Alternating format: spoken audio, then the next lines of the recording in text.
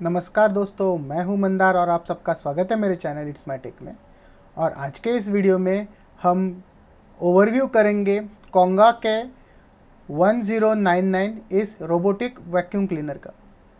दोस्तों, ये robotic vacuum cleaner मैंने मेरे दोस्त से लिया है टेस्ट करने के लिए और मैं इसे लगभग महीने भर से यूज़ कर रहा हूँ। इसके साथ हमें मिलता है एक रिमोट जो इंफ्रारेड पे चलता है। इसका ये अडेप्टर है जो कि 19 वोल्ट 0.6 एम्पियर है और ये इसका चार्जिंग डॉक है। दोस्तों, चार्जिंग डॉक के पीछे की साइड वायर मैनेजमेंट के लिए जगह दी गई है, तो हम चाहे तो उसमें वायर छोटी करके रख सकते हैं। तो ये है हमारा रोबोटिक वैक्यूम क्लीनर और ये रोबोटिक वैक्यूम क्लीनर को मैंने अपने टेबल पे रखा है और जैसे आप देख सकते हो कि ये नहीं गिरता है।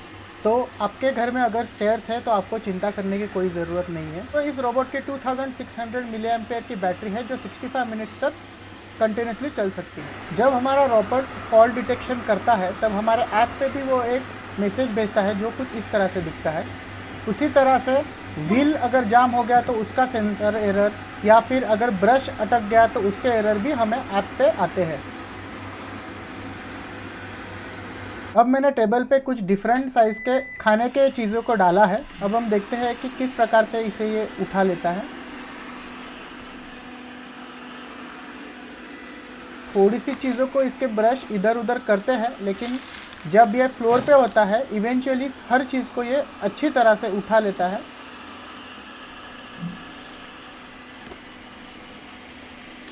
अगर हम इसके अंदर देखें तो अच्छा खासा क्वांटिटी इसने अंदर खींच लिया है। तो ओवरऑल अब देखें तो इसकी क्लीनिंग कैपेसिटी बहुत अच्छी है और उस मामले में इसे कोई प्रॉब्लम नहीं है। दोस्तों, ये पर्टिकुलर मॉडल हमारा ना सिर्फ कचरा निकालता है, उसके साथ मॉपिंग भी करता है। ये उसकी मॉपिंग अटैचमेंट है। हमारा माइक्रोफाइबर क्लॉथ वेलक्रो और साइड बैंड्स की मदद से इस पे लग जाता है। ये मॉपिंग अटैचमेंट की डस्टबिन है जैसे हमने पहले देखी है। तो यहाँ पे कचरा कलेक्ट होता है। ये साइड में जो जगह है यहाँ पे हम पानी भर सकते हैं मॉपिंग के लिए। पानी की जो लेवल है वो हमें यहाँ साइड पे दिखती है और हम 300 ml तक इसमें पानी स्टोर कर सकते हैं। ऊपर की तरफ ये फिल्टर्स है। इसमें अलग अलग 3 टाइप के फिल्टर्स आते हैं। ये पहला है, उसके बाद एक बारीक स्पंज की शीट है जो दूसरा फिल्टर है और तीसरा इसका हेपा फिल्टर है।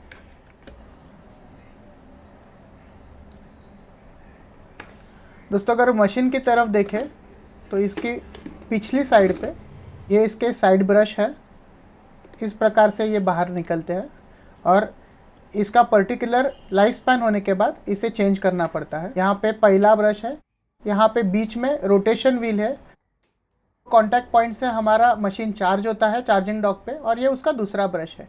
ये दोस्तों उसके व्हील से इसकी काफ़ी ज़्यादा सस्पेंशन ट्रैवल है, तो ये अच्छे खासे बड़े सरफेसेस भी चढ़ सकता है। और ये उसका मेन ब्रश है और एक टाइप का मेन ब्रश और सिर्फ कचरा निकाल के अटैचमेंट भी हमें इसके साथ मिलती है।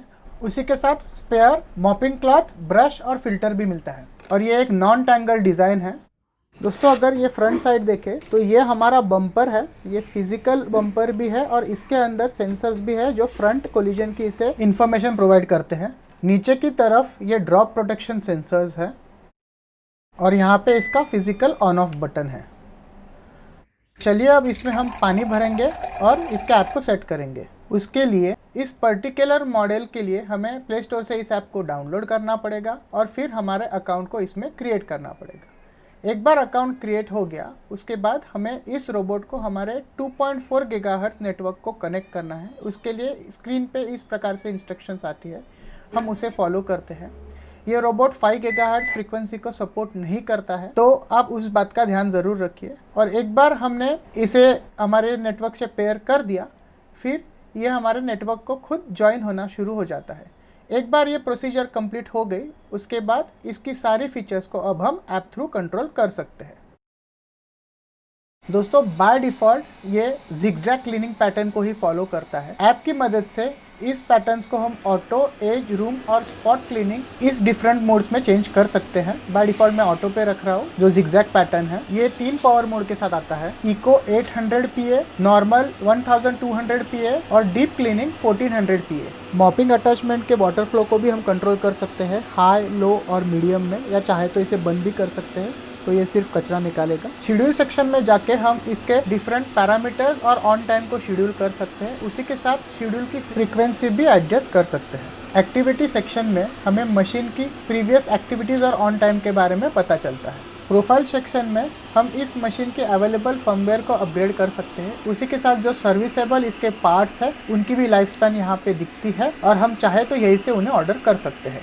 गूगल होम और अमेजॉन अलेक्सा इन वर्चुअल असिस्टेंट्स को भी हम यहाँ से सेट कर सकते हैं। दोस्तों, अगर हम इसके रिमोट पे होम बटन दबाएं या इसके ऐप में होम बटन को दबाएं तो ये रोबोट अपने चार्जिंग डॉक को ढूंढना शुरू कर देता है और धीरे धीरे करके ये उसकी तरफ बढ़ने लगता है। उसे चार्जिंग डॉक ढूंढने में कितना समय लगता है ये डिपेंड करता है वो किस रूम में है। इस रोबोट को लाइडार ना होने के कारण इसके पास हमारे घर का मैप नहीं है, इसलिए इसे डायरेक्टली उसके चार्जिंग स्टेशन को ढूंढने में टाइम लगता है, लेकिन ये वहाँ पहुँच ही जाता है। दोस्तों, साफ़ करते समय भी अगर इसकी बैटरी लो हो गई तो भी वो खुद ब खुद अपने डॉक को ढूंढने लगता है और डॉक होके खुद को चार्ज करना शुरू कर देता है। दोस्तों, ये एक entry level robotic vacuum cleaner है। इसकी सक्शन कैपेसिटी सिर्फ 1400 PA है। इसके बावजूद इसके घर को साफ करने के परफॉर्मेंस में कोई कमी नहीं है और ये बेहतरीन तरीके से काम करता है। दोस्तों, इसके रिमोट के इस्तेमाल से हम इसकी सारी फंक्शनलिटीज को कंट्रोल कर सकते हैं और ये रिमोट 2 AAA साइज बैटरीज के इस्तेमाल से चलता है। दोस्तों, अब हम इससे कारपेट क्लीन करेंगे। उसके लिए मैं रिमोट का इस्तेमाल करूंगा। मैं इसके पावर को टर्बो पे सेट करूंगा और मॉपिंग को ऑफ कर दूंगा।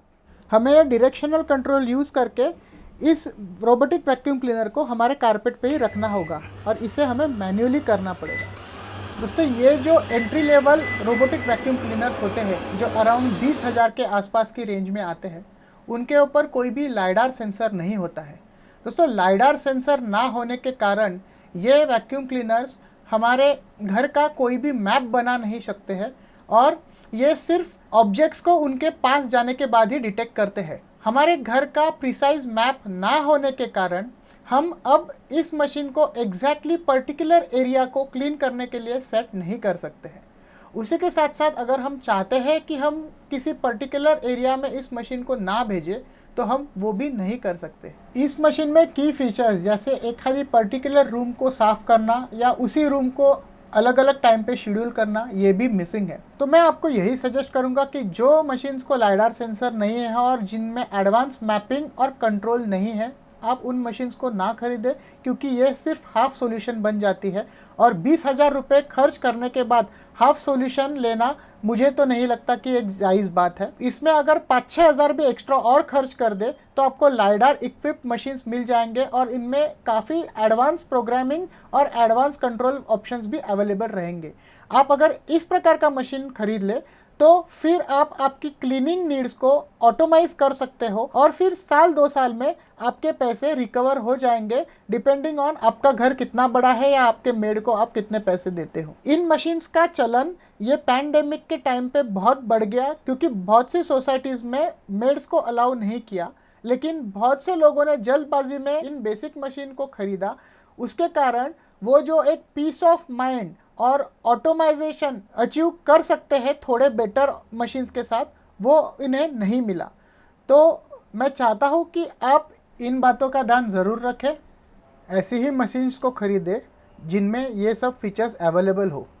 iRobot ये एक US based industrial leading company है, लेकिन बहुत सी अलग अलग कंपनीज भी है और अलग अलग प्राइस पॉइंट पे इनके प्रोडक्ट्स भी वो आपको ऑफ़र करते हैं और इन सब की डिज़ाइन और वर्किंग थोड़ी बहुत फ़र्क से एक जैसी ही है। तो इसमें कंपनी वाइज कोई बड़ा डिफरेंस नहीं पड़ने वाला है, लेकिन फीचर वाइज ज़रूर पड़ेगा। तो आप उसमें से जो भी आपको सही लगता है वो प्रोडक्ट को चुनें, लेकिन इन बातों का ध्यान ज़रूर रखें। तो दोस्तों, मैं आशा करता हूँ कि आपको ये वीडियो पसंद आया होगा। इस वीडियो को लाइक और शेयर ज़रूर करें, चैनल को सब्सक्राइब करना ना भूलें और अगले वीडियो की नोटिफिकेशन मिस ना करने के लिए बेल आइकॉन ज़रूर दबाएं। तो अगले बार फिर मिलेंगे एक इन्फॉर्मेटिव वीडियो के साथ। धन्यवाद।